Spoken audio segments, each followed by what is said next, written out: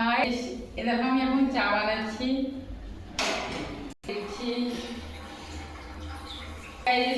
এবার দিচ্ছি হালকা একটু চিনি, বেশি মিষ্টি খেলে সুগার হয়ে যাবে।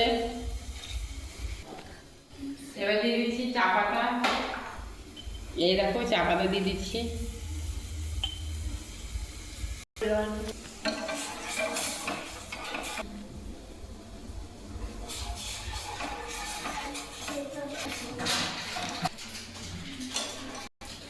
হাই গাইস, এটা আমার কিচেন ঘর, দেখো তো কেমন লাগছে।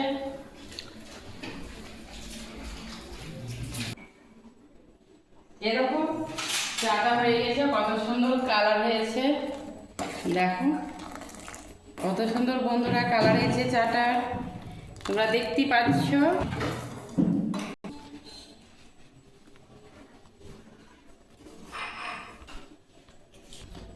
এখন প্লেটটা বের করে নাই।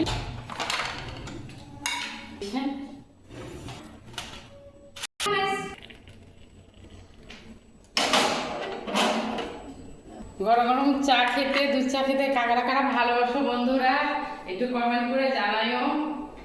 এই দেখো চা হয়ে গেছে, কত সুন্দর কালারটা এসেছে।